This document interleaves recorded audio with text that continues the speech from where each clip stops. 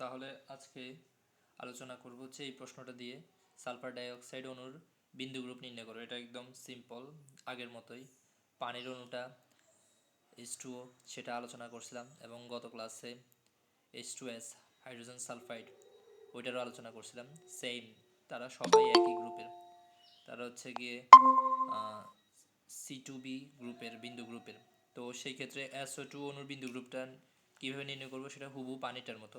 তো SO2 পানির অণুটাও কিন্তু একটু ব্যান্ড আকৃতির ছিল আর কি, মানে একটু ভি আকৃতির, ভি শেপের। এটাও SO2 অণুর আকৃতিটা সরলরৈখিক নয়, মানে একটু ভি শেপের অনেকটা, বা ব্যান্ড আকৃতি। এক্ষেত্রে জেড অক্ষ বরাবর 180 ডিগ্রি যদি কোণে, আমরা যদি উপরের দিকটাকে জেড অক্ষ চিন্তা করি, এই অক্ষ বরাবর রোটেশন করাবো, কারণ এস হচ্ছে কেন্দ্রীয় মৌল, এবং এখানে দুইটা মৌলের সাপেক্ষে বা দুইটা পরমাণুর সাপেক্ষে আমরা তাদের ঘূর্ণনটা ঘটাবো, রোটেশনটা। তো সেক্ষেত্রে এটা নিশ্চয়ই C2 হবে, 180 ডিগ্রি রোটেশন হবে। তো জেড অক্ষ যে বরাবর বা প্রধান অক্ষ কাজ করবে সেটাকে জেড অক্ষ আগেই বলছিলাম। তো এই ক্ষেত্রে জেড অক্ষ বরাবর 180 ডিগ্রি কোণে দুইবার ঘূর্ণনে আইডেন্টিটি পাওয়া যায়। মানে C2 মানে কি, দুইবার ঘুরাইতে হবে। প্রথমবার ঘুরাইলে এটাকে যদি আমি এ এবং বি নাম দিই, অক্সিজেন দুইটাকে, তাহলে চেঞ্জ হয়ে বি এবং এ হয়ে যাবে অবস্থানটা, যেটাকে আমরা ইকুইভ্যালেন্ট অবস্থান বলবো। 2 নম্বর চিত্রের মধ্যে এটাকে আবার 180 ডিগ্রি ঘোরাবো, রোটেশন করাবো, কারণ এটা C2 মানে দুইবার করতে হবে ঘূর্ণন, তাহলে আইডেন্টিটি পাওয়া যাবে। তো এখানে আবার অবস্থানটা চেঞ্জ হবে, চেঞ্জ হওয়ার পর পূর্বের যৌগটা বা আদি যৌগটা আবার ফিরে পাবো, মানে আইডেন্টিটি পাবো। তো এখানে তাহলে আমাদের C2 প্রধান অক্ষ পেলাম। তো এক্ষেত্রে এই যে C2 অক্ষের সাথে যদি আমরা দুইটা তল চিন্তা করি, যারা হচ্ছে C2 অক্ষ যেই বরাবর আছে ঠিক ওই বরাবরই দুইটা প্লেন বা তল চিন্তা করি, তাহলে তাদেরকে আমরা ভার্টিক্যাল প্লেন অফ সিমেট্রি বলবো। তো এখানে দুইটা তল পাওয়া যায়, একটা হচ্ছে এই যে মাঝ বরাবর যদি আমি এখানে একটা তল ফেলি, তাহলে দুইটা অংশে ভাগ করবে। এখানে এক পাশে অক্সিজেন A আর এক পাশে অক্সিজেন B, আর মাঝখান দিয়ে সালফারটাও দুই ভাগ সমানভাবে হবে। তো সেই ক্ষেত্রে এখানে একটা সিমেট্রি পাওয়া যাচ্ছে বা প্রতিসাম্যতা পাওয়া যাচ্ছে, সেটা হচ্ছে সিগমা ভি, মানে ভার্টিক্যাল প্লেন অফ সিমেট্রি একটা পাইলাম। সেমভাবে আরও একটা থাকবে, যেটা হচ্ছে গিয়ে আমাদের এইভাবে থাকবে। মোট কথা দুইটা পানির অণুর মধ্যে যেভাবে আমরা পেয়েছিলাম ঠিক একই রকমভাবে পাবো এখানেও।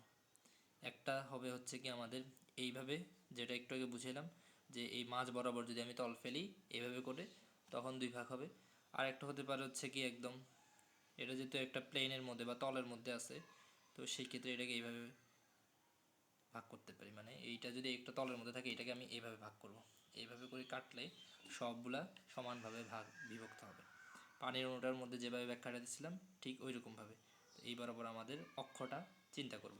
তো সেটা আমি যদি পানির অণু দিয়ে চিন্তা করি, তাহলে বোঝানো যায় পানির অণুর মধ্যেও আমাদের মাঝখানে ছিল অক্সিজেন আর দুই পাশে ছিল দুইটা হাইড্রোজেন। তো এই ক্ষেত্রেও আমাদের তলগুলা ছিল এরকম, একটা এইভাবে আরেকটা হচ্ছে গিয়ে এইভাবে কাটছে, এবং প্রধান অক্ষটা ছিল এই বরাবর C2 অক্ষটা, এভাবে রোটেশন ঘটাচ্ছিলাম।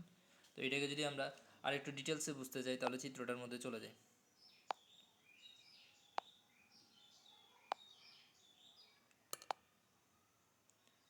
আশা করি স্ক্রিন দেখা যাচ্ছে, না দেখা গেলে বলবি।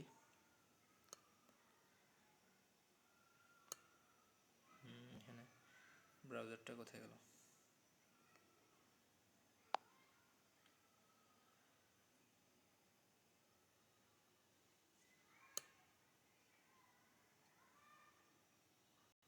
স্ক্রিন দেখা যাচ্ছে? হ্যাঁ। ঠিক আছে। তো সেই ক্ষেত্রে আমরা পানির অণুটার যে ব্যাখ্যাটা আগে তো বলছিলাম, জাস্ট এখন চিত্রটা দেখব যে মূলত পানির অণুটা কীভাবে থাকে, দেখতে কীভাবে।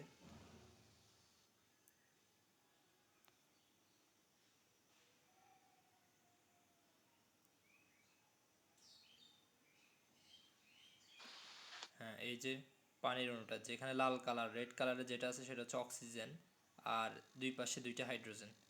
তো এটাকে যদি আমি পানির অণু চিন্তা করি, তো পানির জন্য একই রকম। আবার যদি আমি চিন্তা করি এটা পানি না, এটা হচ্ছে আমাদের মাত্র যেটা বুঝাচ্ছিলাম সালফার ডাইঅক্সাইড, মানে এটা সালফার হবে আর এটা এই দুইটা হবে অক্সিজেন, ঠিক আছে।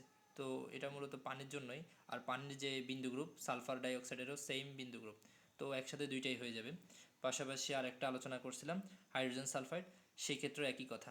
তখন আমাদের সালফার হবে এটা, আর এই দুইটা হবে হাইড্রোজেন। তিনোটার জন্য একই রকম চিত্র, একই রকম ব্যাখ্যা। তো সেই ক্ষেত্রে এটা যেহেতু পানিরটা নিয়ে আলোচনা করতেছি, পানির মধ্যে আমরা জানি C2B পয়েন্ট গ্রুপ, সেখানে আমাদের আইডেন্টিটি থাকে, এই যে আইডেন্টিটি আছে, এরপরে হচ্ছে কি আইডেন্টিটি উপরেরটা, আর এরপর হচ্ছে C2 রোটেশন আছে। C2 মানে হচ্ছে, আমি যদি এখানে দেখাই C2 হচ্ছে এইভাবে কাজ করতেছে, এই যে উপর দিকে, যদি উপর থেকে চিত্রটাকে দেখি, মানে আমাদের অক্সিজেন বরাবর C2টা কাজ করতেছে। এবং এখানে যদি একটাকে H বলি আর একটাকে যদি HB বলি, তাহলে রোটেশনটা এভাবে করে রোটেশনটা হয় আর কি। যে এখানে যদি এভাবে করে দেখাই, এই যে রোটেশনটা হচ্ছে 180 ডিগ্রি রোটেশন। তো একটা C2 থাকে। এরপরে আমরা তলগুলা দেখার চেষ্টা করব। আমি বলছিলাম তলগুলো কিভাবে থাকবে, আমাদের প্রধান অক্ষ যে বরাবর তার সাথে সমান্তরালে থাকবে, বা প্রধান অক্ষ যেদিকে সেদিকেই হবে তলগুলা। তো এখন তলগুলো দেখব। যেমন একটা তল হচ্ছে এটা, দেখতেছি কিনা, এই যে একটা তলটা কিভাবে ভাগ করছে, এটা কিন্তু এই যে সি টু যেই দিকে আছে সেই দিকেই হচ্ছে কিন্তু আমাদের তলটা, C2 যেই বরাবর ওই বরাবরই, এবং কিভাবে দুই পাশটাকে সিমেট্রি, এই পাশে যা আছে ঠিক এই পাশেও তাই আছে, এবং সেটা C2 অক্ষ বরাবরই আছে।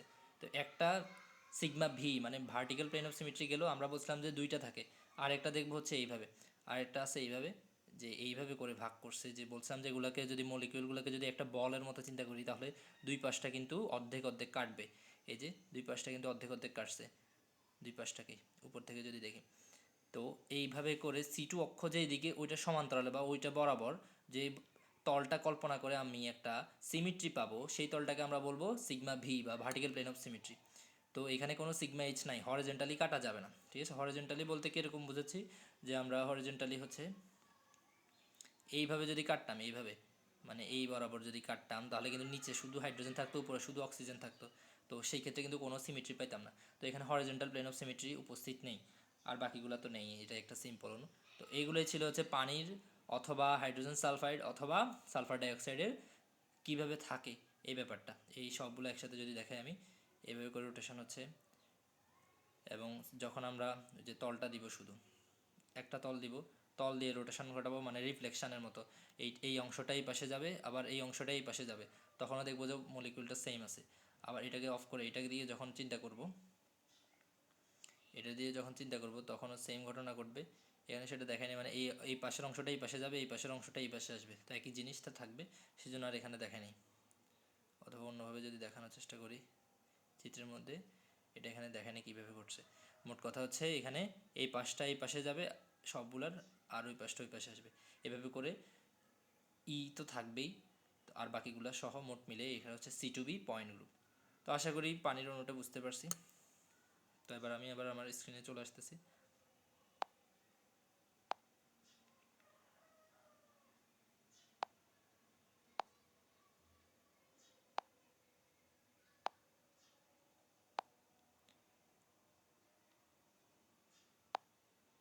দেখা যাচ্ছে কিনা আবার? হ্যালো? হ্যাঁ, দেখা যাচ্ছে। ঠিক আছে। তাহলে আমি স্ক্রিন থেকে মানে শেয়ার স্ক্রিন থেকে মেইন স্ক্রিনে চলে আসলাম। এখানে তাহলে এই চিত্রগুলো আমি যে খাতায় আঁকলাম সেটা কিভাবে 3Dতে থাকে মূলত সেটা আশা করি বুঝতে পারছি।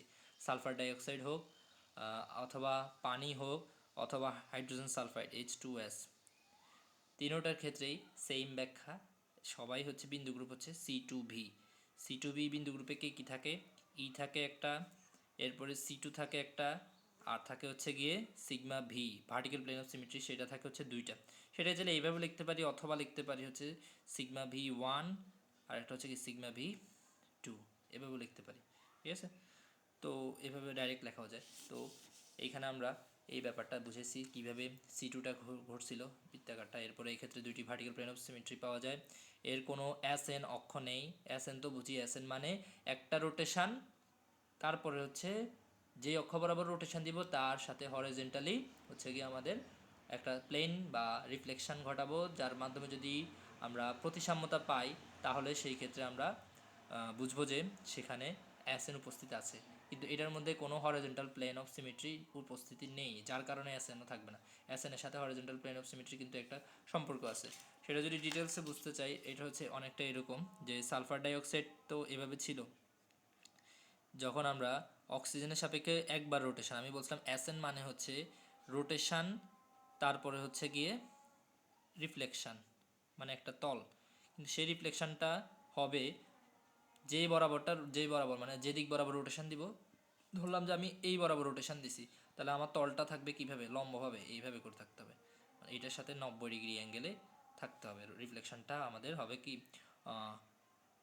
এই যে অক্ষের সাথে সমকোণে হবে।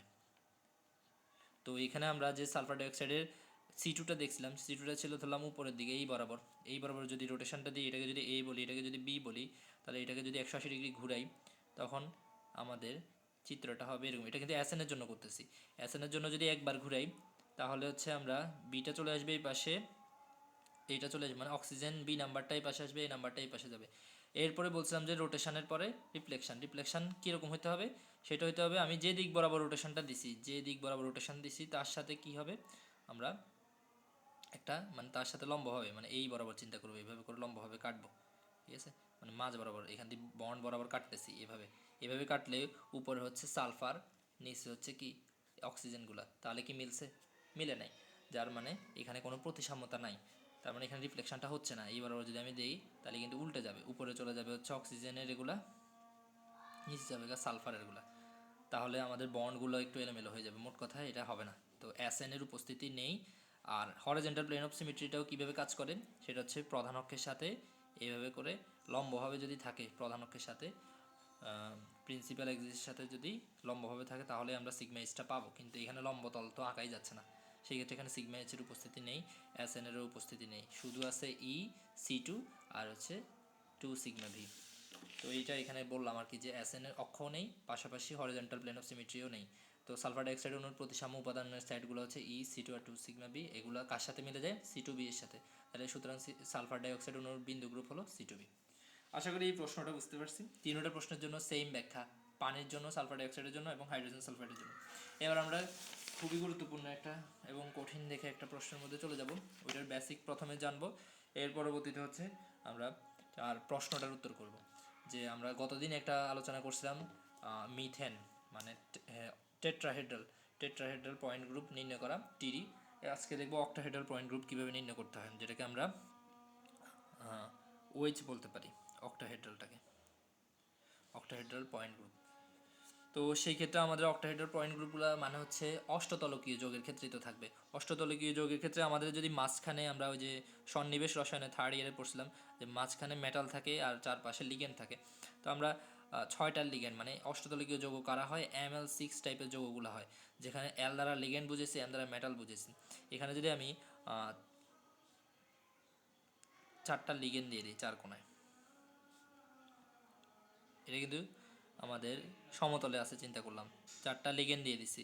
এর পরবর্তীতে এই লিগেন্ডের উপরের দিকে, মানে এই পৃষ্ঠাটাকে যদি আমি একটা তল চিন্তা করি, এই তলের উপরের দিকে একটা লিগেন্ড থাকবে, আবার নিচের দিকে একটা লিগেন্ড থাকবে, ঠিক আছে। তো ওইটা তো খাতায় আঁকা যাচ্ছে না, আমরা খাতার মধ্যে এইভাবে দেখাচ্ছি যে উপরের দিকে বলতে এটা উপরের দিকে আছে, আর নিচের দিকে বলতে নিচের দিকে, খাতার নিচের দিকে একটা লিগেন্ড আছে। তো এটা 3Dতে যদি বুঝি আর কি। তো তাহলে উপরের দিকে যে লিগেন্ডটা থাকবে সেটার সাথে এখানে একটা কি হবে, পিরামিড তৈরি হবে। এদিক বরাবর একটা যদি আমি ধার চিন্তা করি, মানে জয়েন্ট করে দিই, এই পাশে একটা ত্রিভুজ তৈরি হবে কিনা, এই পাশে একটা ট্রাইগোনাল ফেস তৈরি হবে, যেটাকে আমি এইভাবে চিন্তা করতে পারি যে 3Dতে যদি চিন্তা করি, অনেকটা এইরকম একটা ট্রায়াঙ্গেল তৈরি হলো কিনা, ত্রিভুজ আকৃতি, মানে ট্রাইগোনাল ফেজ বা ত্রিকোণাকার একটা দশা তৈরি হলো। সেমভাবে এইটার সাথে এখানে যে লিগেন্ডটা ছিল, এই লিগেন্ডের সাথে এটা যদি এটুকু লিগেন্ড হয়, এটার সাথে এই বরাবর এটার সাথে জয়েন্ট করে দিই, এই পাশেও একটা ট্রাইগোনাল ফেস তৈরি হবে। তো সেটা আমি যদি জয়েন্ট করে দিই, এই পাশে একটা ট্রাইগোনাল ফেস তৈরি হয়েছে। তো এরকমভাবে এটার সাথে এই বরাবরও একটা কি হবে, ট্রাইগোনাল ফেস তৈরি হবে। তো সেটা তো আর এখানে দেখানো যাচ্ছে না, মানে পিছন দিক দিয়ে আছে। পাশাপাশি আমি যদি এটা যদি এঁকে ফেলি, তাহলে কীভাবে হবে, মূলত এইভাবে করে নিচের দিকেরগুলোর সাথেও ট্রাইগোনাল ফেসটা তৈরি হবে।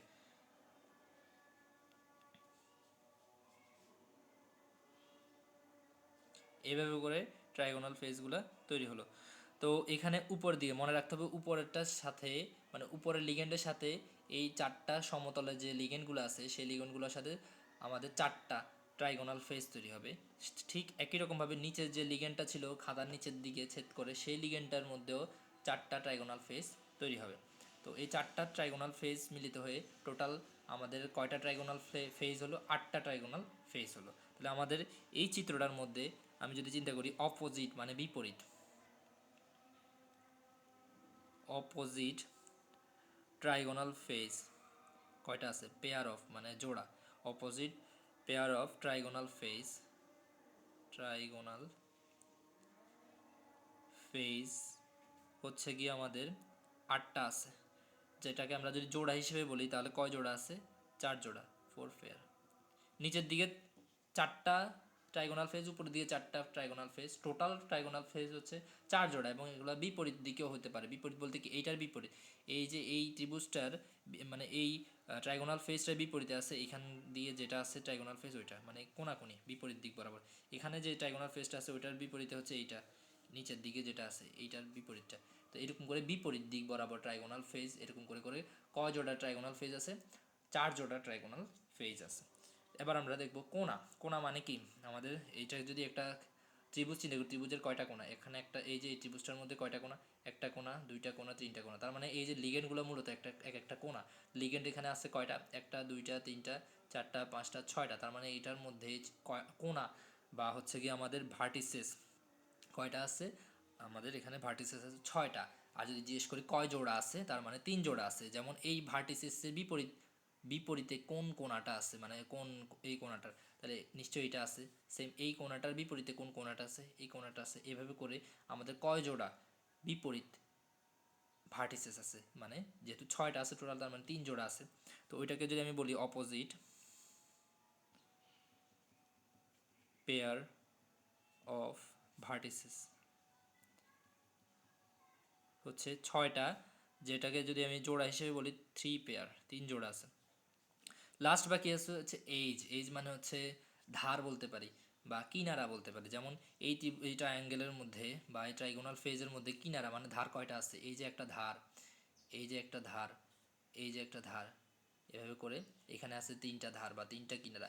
এরকম করে এই পুরা যে ট্রাইগোনাল ফেজগুলো আছে সবগুলোর মধ্যে টোটাল ধার হচ্ছে আমাদের এখানে 12টা। কীভাবে এগুলো যদি গুণি তাহলে পাই যাব। এভাবে করে করে মানে মনে করবো যে দুইটা লিগেন্ড মিলিত হয়ে একটা ধার তৈরি করতেছে। এখানে একটা ধার, এখানে একটা ধার, দুইটা, এদিকে একটা ধার, এদিকে একটা ধার, দুইটা, টোটাল 4টা। আবার এই লিগেন্ডটা এটার সাথে একটা, 5টা, এই লিগেন্ডটা এটার সাথে একটা, 6টা। এভাবে করে নিচের লিগেন্ডটাও 6টা তৈরি করবে এই মেইন লিগেন্ডের সাথে যদি চিন্তা করি। তো টোটাল 6টা টোটাল 12টা তৈরি করবে। তো আমরা মনে রাখবো যে এইচ হচ্ছে কয়টা, 12টা। মোট কথা ভার্টিসেস কোণার দ্বিগুণটা হবে এইচ। তাহলে এখানে আমাদের অপোজিট পেয়ার অফ এইজ মানে ধার বা কিনারা হচ্ছে কয়টা, 6-এর ডাবল হয়ে গেছে 12টা, এবং কয় জোড়া, 6 পেয়ার। তো আশা করি ভার্টিসেস কি সেটা চিনতে পারলাম, যে কোণা। ট্রাইগোনাল ফেজ তো বুঝলাম, যে ত্রিভুজ আকৃতির যে শেপটা সেটাকে আমরা ট্রাইগোনাল ফেজ বললাম। এরপরে হচ্ছে গিয়ে এইজ মানে কিনারা, এই যে ত্রিভুজের কয়টা কিনারা আছে, মানে ধার কয়টা আছে, একটা, এই যে একটা, দুইটা, এই যে একটা, তিনটা, এরকম করে ত্রিভুজ আছে কয়টা, ত্রিভুজ আছে হচ্ছে আমাদের 4টা, মানে ট্রাইগোনাল ফেজ, হ্যাঁ, মানে ত্রিভুজ হচ্ছে আমাদের 4 জোড়া আর কি, 4 জোড়া। তাহলে এখানে আমাদের একটার মধ্যে হচ্ছে কয়টা থাকে, 3টা। ত্রিভুজ দিয়ে না, মানে এটা দিয়ে বুঝেছিলাম, ধার দিয়ে, ধার আছে হচ্ছে 6টা। তাহলে আমাদের মানে কিনারা কোণা, কোণা আছে 6টা, 6টা কোণা মিলিত হয়ে যাচ্ছে আমাদের টোটাল এইজ হচ্ছে কয়টা, 12টা। তো এটা ML6, বা আমরা বলতে পারি এটা কার জন্য, SF6 এর জন্য। সালফারটা মেটালের জায়গায় আসছে, আর লিগেন্ডের জায়গায় হচ্ছে ফ্লোরিনটা আসছে, 6টা ফ্লোরিন।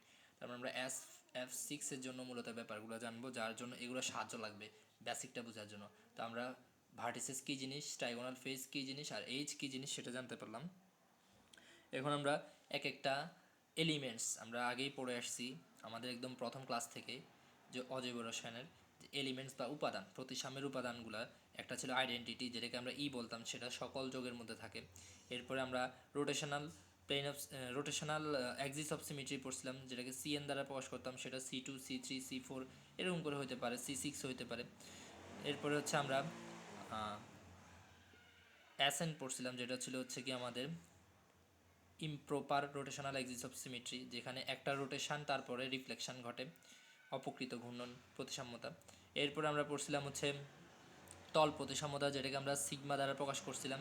সিগমার 3টা ধরন, সিগমা এইচ, সিগমা ভি এবং সিগমা ডি, এগুলো পড়ছিলাম। এর পরবর্তীতে হচ্ছে আমরা আই, এরপর হচ্ছে আই বলতে এখানে কেন্দ্র প্রতিসাম্যতা বা উল্টায়ন বা ইনভার্সন পড়ছিলাম, এগুলো সম্পর্কে পড়ছি। তো এই সবগুলো নিয়ে এখন আমরা ডিটেলসে আলোচনা করব। কার জন্য? SF6 এর জন্য। এবং SF6 হচ্ছে উচ্চ প্রতিসাম্য বিশিষ্ট একটা অণু, যার মধ্যে 48টা প্রতিসাম্য উপাদান থাকে। এই যে এই সবগুলো যদি আমি কাউন্ট করি, টোটাল পাবো হচ্ছে 48টা প্রতিসাম্য উপাদান আমাকে মিলাইতে হবে। ঠিক আছে, গতদিন আমরা CH4 নিয়ে আলোচনা করছিলাম, সেখানে আমরা মিলাইছিলাম 24টা প্রতিসাম্য উপাদান মিলাইছিলাম। আজকে আমরা যে SF6 নিয়ে আলোচনা করতেছি, সেটাতে আমরা 48টা মিলাইতে হবে আমাদের প্রতিসাম্য উপাদান। তো শুরুতেই সবার মধ্যে থাকে, এটা তো আর আলোচনা করার নেই।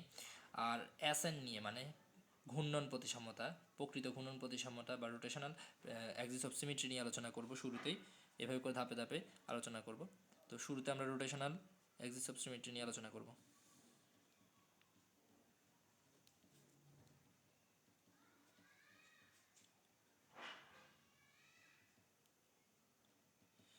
তো আমরা রোটেশনাল অ্যাক্সিস অফ সিমেট্রি বুঝবো হচ্ছে ভার্টিসেস দিয়ে, ভার্টিসেসের সাহায্য দিয়ে। ভার্টিসেস, বিপরীত ভার্টিসেস বরাবর আমরা অ্যাক্সিস চিন্তা করব। যেমন আমরা এখানে যদি চিন্তা করি, আমাদের লিগেন্ডগুলো দিয়ে যদি চিন্তা করি, যে আমাদের চিত্রটার মধ্যে এইভাবে ছিল লিগেন্ডগুলো, এবং লিগেন্ডগুলোর এবার আমরা একটা নাম দিয়ে দেব। যেমন বুঝের সুবিধার্থে এটাকে L1, এটাকে L2, এটাকে L3, L4, L5 এবং L6। এবং আমি বলছি এই L1 এবং L2 গুলো হচ্ছে খাতায় আঁকার ক্ষেত্রে এইভাবে আঁকছি, এগুলো হচ্ছে উপরের দিকে এবং নিচের দিকে। তার মানে আমরা উপরের দিক এবং নিচের দিক বরাবর, এই দিক বরাবর একটা অক্ষ চিন্তা করতে পারি। এই বরাবর আমরা রোটেশন দিব। উপরের দিক থেকে যদি তাকাই, এখানে আমরা সমতলের মধ্যে কয়টা লিগেন্ড দেখতেছি? 1টা 2টা 3টা 4টা। তার মানে এটা আমাদের C2, C3 নাকি C4 হবে। আশা করি বুঝতে পারছি এটা কোনটা হইতে পারে। রোটেশনাল অ্যাক্সিস প্রধান অক্ষ হিসেবে সবার প্রথমে সেটা হবে C4। কেন C4 সেটা আশা করি বুঝতে পারছি, যে আমরা এই অক্ষ বরাবর, মানে এই L1 মেটাল, L2, এই অক্ষ বরাবর আমরা ঘূর্ণনটা ঘটাবো এই বরাবর। তাহলে এগুলো নিশ্চয়ই খাতার মধ্যে এইভাবে আছে, একটা উপরের দিকে লিগেন্ড আর একটা নিচের দিকে খাতার, আর মাঝখানে মেটাল। তো এখান থেকে যদি তাকাই, আমরা কয়টা পরমাণু সাপেক্ষে ঘুরাচ্ছি? এই 4টা পরমাণু সাপেক্ষে, তার মানে আমাদের C4 হবে। এবং এখানে অ্যাঙ্গেলটা কত ডিগ্রি হবে? 360কে যদি আমি 360কে যদি আমি 4 দিয়ে ভাগ করি, তাহলে আমি এখানে পাবো হচ্ছে 90 ডিগ্রি। তার মানে আমার এখানে রোটেশনটা কত ডিগ্রিতে হচ্ছে? 90 ডিগ্রি। এবং আমরা C4 পাচ্ছি, মানে এখানে কয়বার ব্যাপারটা ঘটবে? 4বার ঘুরাইতে হবে। এগুলো আশা করি এতদিনে আমরা বুঝে গেছি। তো এখানে প্রথমে C4 1 ঘটবে। C4 1 মানে আমাদের চেঞ্জ হবে কোনগুলা? এইগুলো কিন্তু অবস্থান চেঞ্জ হবে না, এগুলো এইভাবে ছিল এইভাবেই ঘুরতে থাকবে নিজে নিজে। তো এটা তো অবস্থান চেঞ্জ হয় না, মানে এগুলো যদি একটা বল বা বৃত্ত চিন্তা করি, এগুলো নিজ অবস্থানে ঘুরবে। এই তিনোটা, এগুলোর অবস্থান কোনো চেঞ্জ হবে না। চেঞ্জ হবে এগুলোর, এ যাবে এর জায়গায়, এ যাবে এর জায়গায়, এ যাবে এর জায়গায়, এ যাবে এর জায়গায়। এটা মূলত এগুলোর অবস্থান ঠিক থাকবে। তো সেকেন্ড চিত্রটা দেখতে কীরকম হবে? এরকম। এখানে আমরা এখানে L1 L2 ঠিকই থাকবে, জাস্ট এখানে L4টা চলে আসবে এই জায়গায়, এরপরে L6টা চলে যাবে এই জায়গায়, L5টা চলে যাবে এই জায়গায়, আর L3টা চলে যাবে এই জায়গায়। আশা করি বুঝতে পারছি একটা একটা এক একটা জায়গায় গিয়ে অবস্থানটা দখল করছে। সেমভাবে আমি বলতেছি C4 1, এটা কি এই প্রথম 1 নম্বর যোগের সাথে কি আইডেন্টিটি পেলাম, নাকি হচ্ছে আমরা ইকুইভ্যালেন্ট পেলাম? বুঝতেই পারছি এখানে যেহেতু হুবহু সেম নাই নাম্বারগুলা, তার মানে এখানে আমরা ইকুইভ্যালেন্ট পেয়ে গেছি। আমরা কতক্ষণ পর্যন্ত এই ব্যাপারটা ঘটাবো? যতক্ষণ না আমরা আইডেন্টিটি পাই। তার মানে আমরা কয়বারে পাবো? নিশ্চয় 4বারে যাই পাবো। তার মানে এখানে আমি আরও একবার ঘটাবো, C4 2 ঘটবে।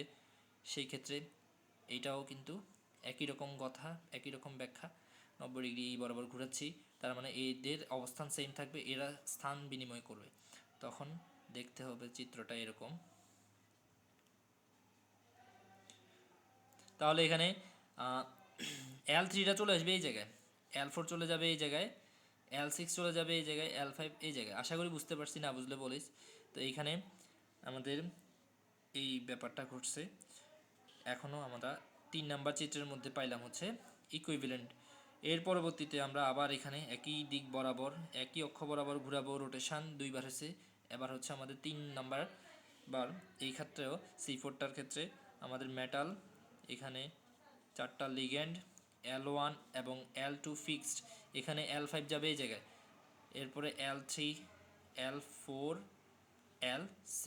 এখনও আমরা আমাদের আইডেন্টিটি পাই নাই, তাহলে এই ব্যাপারটা আমরা এখনও ঘূর্ণনটা ঘটাতে থাকবো। 4 নাম্বার বার ঘুরাচ্ছি, প্রথমবার ঘুরে দিলাম এটা, দ্বিতীয়বার এটা, তৃতীয়বার ঘুরেছি এটা, চতুর্থবার ঘুরানোর পরে আমরা কি পাই, এখানে L1 মেটাল, এরপরে হচ্ছে গিয়ে L2। এই ক্ষেত্রে আমাদের চতুর্থবার ঘোরানোর পরে L6 এই জায়গায় চলে আসবে, L6টা এই জায়গায়, L5টা এই জায়গায়, L5টা এই জায়গায়, L3টা এই জায়গায় চলে আসবে, L2টা এই জায়গায়, L2 না এটা L4 ছিল, L4টা এই জায়গায়। তো সেই ক্ষেত্রে আমাদের চিত্রটা হুবহু 1 নাম্বার যোগের সাথে মিলে গেছে 5 নাম্বার চিত্রটা। তার মানে এখানে আমরা আইডেন্টিটি পেয়ে গেছি। আর বাকি যেগুলো পাইছিলাম সবগুলো ছিল ইকুইভ্যালেন্ট, এটাও ইকুইভ্যালেন্ট, এটাও ইকুইভ্যালেন্ট, এটাও ইকুইভ্যালেন্ট, তিনোটা ইকুইভ্যালেন্ট ছিল। লাস্ট আমরা 4 নাম্বার ধাপে এসে আইডেন্টিটি পাইছি। তো এখানে আমরা কোন বরাবর বললাম যে কল্পনা করছি, এই যে বিপরীত L1 আর L2 এরা বিপরীত কি, বিপরীত কোণা, এটা একটা কোণা, এটা একটা কোণা, বিপরীত কোণা অপোজিট পেয়ার অফ ভার্টিসেস বরাবর, মানে 3 জোড়া বিপরীত কোণা বরাবর আমরা, কিছু কি বলতেছস? হ্যালো, কেউ কি কিছু বলছস? আচ্ছা, তো এইখানে যেটা বলতে চাচ্ছিলাম, বিপরীত কোণা বরাবর আমরা C4 পাইলাম। C4 কয়টা পাইলাম, একটা বিপরীত, এক জোড়া, এখানে কিন্তু এক জোড়ার মধ্যে তাকাইলাম যে L1 আর L2 বরাবর এক জোড়া বিপরীত কোণা বরাবর আমি যখন C4 ঘটাইলাম, C4 1, C4 2 এবং C4 3-তে, এই তিনটাতে C4 1, C4 2 এবং C4 3-তে আমরা ইকুইভ্যালেন্ট কনফিগারেশন পাইছি। কিন্তু যখন C4 4 ঘটাইছি তখন সেটা কিন্তু আর ইকুইভ্যালেন্ট না, সেটা হচ্ছে আমাদের আইডেন্টিটি পেলাম, ঠিক আছে, আইডেন্টিটি পাইছি। তো সেই ক্ষেত্রে আমরা C4 1-কে কাউন্ট করব শুধু, এবং C4 2-কে কাউন্ট করব, আর C4 3-কে কাউন্ট করব, কিন্তু C4 4-কে কাউন্ট করব না। কারণ হচ্ছে C4 4 থেকে আমরা ইকুইভ্যালেন্ট পাই নাই, আইডেন্টিটি পাইছি, যার কারণে ওকে কাউন্ট করব না। এই তিনটাকে কাউন্ট করব, এবং এই তিনটা কখন পাইলাম, যখন এক জোড়া বিপরীত কোণা বরাবর আমরা ঘূর্ণনটা C4 ঘটাইলাম। তো এভাবে করে আমাদের কয় জোড়া আছে টোটাল, 3 জোড়া বিপরীত জোড়া, অপোজিট পেয়ার অফ ভার্টিসেস, মানে 3 জোড়া কোণ আছে বিপরীত।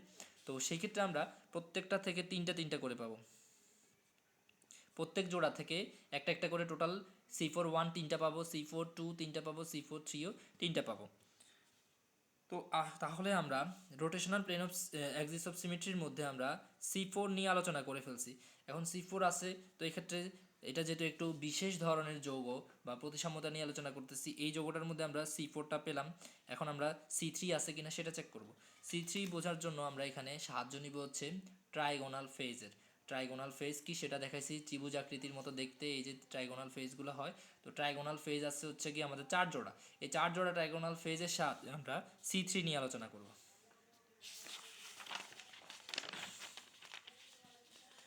তো C3 আলোচনার সুবিধাতে আমি এখানে C4 কি পাইলাম সেটা আপাতত লিখে রাখি রাফে, যে C4 গুলো কি পাইছি, C4 1 পাইছি, C4 2 পাইছি, C4 3 পাইছি। সেই ক্ষেত্রে এগুলো সবগুলো কয়টা করে পাইছি, আমরা 3টা করে পাইছি, কারণ এখানে আমাদের 3 জোড়া অপোজিট ভার্টিসেস ছিল, যার কারণে আমরা C4 3টা করে পাইছি সবগুলা। এটা আমাদের পরবর্তীতে কাজে লাগবে যখন আমরা 48টা মেলাবো। এখন আমরা C3-তে ফোকাস দিব বললাম। C3 যে বোঝার জন্য আমরা আবার চিত্রটা আঁকবো। আমাদের যে মেটাল ছিল, এখানে ছিল হচ্ছে লিগ্যান্ড, এই বরাবর লিগ্যান্ডগুলো থাকবে। তো এখানে আমরা বোঝার চেষ্টা করব যে ট্রাইগোনাল ফেজ দিয়ে C3টা ব্যাখ্যা করব, ট্রাইগোনাল ফেজ দিয়ে। তো আগে নাম্বারিংটা করে ফেলি হুবহু আগের মতো 1 2, এটাকে যদি 3 4 5 6 নাম্বার লিগ্যান্ড বলি, তাহলে এখানে ট্রাইগোনাল ফেজ যে কোনো দুইটা বিপরীত ট্রাইগোনাল ফেজ নিয়ে আলোচনা করব। ধরলাম যে আমাদের একটা ট্রাইগোনাল ফেজ হচ্ছে এইটা, যেটা হচ্ছে আমি আঁকলাম যে এইটা একটা ট্রাইগোনাল ফেজ, এটার বিপরীতে কে হবে, এটার বিপরীত দিকে তাকাইলে আমরা এইটা বরাবর নিশ্চয়ই এটাকে পাবো। এইখানে যে আছে যে বিপরীত ট্রাইগোনালটা, এই ট্রাইগোনাল বা ত্রিভুজাকৃতির শেপের বিপরীত দিকে এই ত্রিভুজাকৃতির শেপটা আছে। তো এই বরাবর আমরা C3টা নিয়ে আলোচনা করব। তারপরে আমার C3টা কাজ করবে এই বরাবর। এই বরাবর আমি যদি রোটেশনটা ঘটাই, এভাবে করে ঘুরাই এটাকে, তাহলে হচ্ছে কি এগুলোর অবস্থান চেঞ্জ হবে। এটা এখানে আসবে, এটা এখানে যাবে, এটা এখানে যাবে, এখানেও সেম কথা, এইটা এখানে আসবে, এইটা এখানে যাবে, এইটা এখানে যাবে, এইভাবে করে ঘুরবে। এবং C3 যেহেতু ঘুরতেছে তাহলে এখানে কোণটা হবে কত, 360কে আমি 3 দিয়ে যদি ভাগ করি C3 যেহেতু, তাহলে এখানে হবে 120 ডিগ্রি। তার মানে আমি এখানে রোটেশনটা কত ডিগ্রিতে ঘটাচ্ছি, 120 ডিগ্রিতে ঘটাচ্ছি। এবং এখানে আমি C3 পাবো, C3 প্রথমবার ঘটাচ্ছি, C3 1 পাবো, যেটা 120 ডিগ্রিতে ঘুরাচ্ছি। তো সেই ক্ষেত্রে আমাদের চিত্রটা দেখতে কীরকম হবে,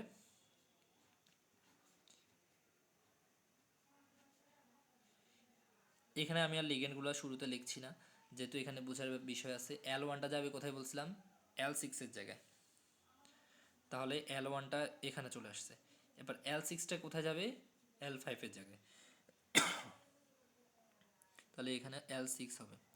L5টা কোথায় যাবে, L1-এর জায়গায়, তার মানে এখানে হবে L5। আশা করি বুঝতে পারছি। এইটা আসছে এইখানে, এই যে আসলো, এটা গেছে এইখানে গেল, আর এটা এখানে গেল।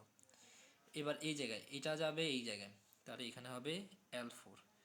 L2 যেটা ছিল আগে সেটা যাবে এই জায়গায়, তার মানে এখানে হবে L2। এখানে L3 ছিল, L3টা যাবে L4-এর জায়গায়, এখানে L3। দ্বিতীয় চিত্রটাও আশা করি বুঝতে পারছি। একই রকমভাবে আমি যে ট্রাইগোনাল ফেসটা একটু আগে আঁকছি সেটা আবার ইন্ডিকেট করে দিচ্ছি যে কীভাবে ছিল। এই বরাবর যেহেতু C3 1 ঘটাইছি, তার মানে 3বার ঘুরাইতে হবে আমাকে, একবার ঘুরাইছি, সেম কাহিনী, সেম একই রকম বরাবর আমরা আরেকবার ঘুরাবো। এই বরাবর যদি আমি আরেকবার ঘুরাই তাহলে সেকেন্ড চিত্রটা দেখতে কীরকম হবে, এটা হচ্ছে C3 2। তো একই রকম কথা, এখানে আমি লিগেন্ডগুলোকে ঘুরাচ্ছি। এই L5টা আসবে আবার আগের কাহিনী, L5টা আসবে এই জায়গায়, L1টা যাবে এই জায়গায়, L6টা যাবে এই জায়গায়, L3টা আসবে এই জায়গায়, L4 এখানে, L2 এখানে।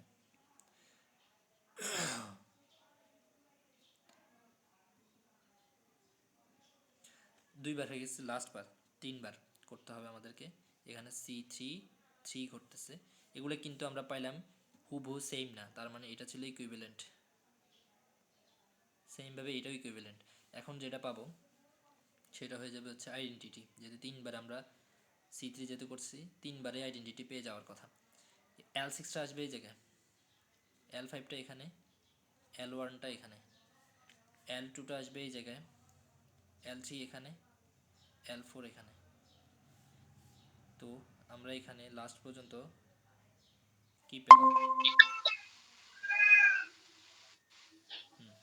তাহলে এটাও কিন্তু ইকুইভ্যালেন্ট ছিল, ইকুইভ্যালেন্ট। এতক্ষণ কি ক্লাস চলতেছিল? হ্যাঁ চলতেছিল তো। তাহলে আমি বের হয়ে গেলাম কিভাবে? সেটা তুমিই তো ভালো জানো। আমি তো ওখানে গ্রুপে মেসেজ করতেছি, কোনো রেসপন্স করতেছো না যে, তাইলে? আমি মেসেঞ্জার আপাতত নোটিফিকেশন অফ রাখছি, সেজন্য আমি দেখতেছি না ওখানে কি করতেছে। তাহলে এখানে তাহলে তো আমি এতক্ষণ কিছু দেখি না। কতটুকু দিচ্ছিল C4 বুঝছো, C4 এর এই যে এগুলো বুঝছো, C4 এর 3 C4 1 3 C4, এটা বুঝলে না, সাবজেক্ট বুঝতে পারছি না। তারপরে এই কথাটা বুঝিয়ে দাও। কোনটা, এই যেটা C4 এর এটা। হ্যাঁ, হ্যাঁ এখানে হচ্ছে প্রথমত তো বলছিলাম যে এইটা ঘটানোর পরে আমরা C4 ঘটাইছি, C4 এ 4টা স্টেপ হয়, মানে 4টা ঘূর্ণন হয়, একবার, দুইবার, তিনবার, 4বার ঘুরেছি, চতুর্থবারে পাইলাম আইডেন্টিটি। তার মানে চতুর্থবারটা কাউন্ট করব না, হ্যাঁ, যতক্ষণ পর্যন্ত ইকুইভ্যালেন্ট পাবো ওগুলাকে কাউন্ট করব। তার মানে আমরা C4 1কে কাউন্ট করব, C4 2কে কাউন্ট করব, C4 3কে কাউন্ট করব, সেটা লিখলাম। এরপরে 3 কিভাবে আসছে, কারণ হচ্ছে এখানে আমরা বিপরীত ভার্টিসেস, এটা এই যে C4টা ভার্টিসেস বিবেচনা করে আমরা পাবো ভার্টিসেস। ভার্টিসেস হচ্ছে কয় জোড়া আছে আমাদের এখানে, 3 জোড়া, 3 পেয়ার। শুরুতেই বুঝেছি এখানে যে আমাদের ভার্টিসেস কাকে বলে, কোণাগুলাকে, এই যে বিপরীত অপোজিট কোণা, অপোজিট কোণা এরকম কয়টা আছে, 3 জোড়া। মানে আমরা এই অপোজিট কোণা বরাবর ঘটানোর মাধ্যমে 3টা পাইছি।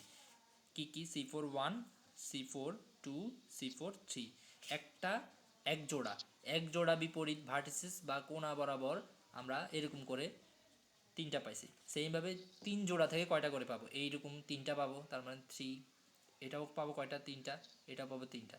এইভাবে করে আমরা C4 1, C4 2, C4 3 3টা করে পাবো। আশা করি এটা বুঝতে পারছি। C4 আমরা আলোচনা করলাম ভার্টিসেস দিয়ে, এখন আলোচনা করতেছিলাম ট্রাইগোনাল ফেজ দিয়ে, কি C3।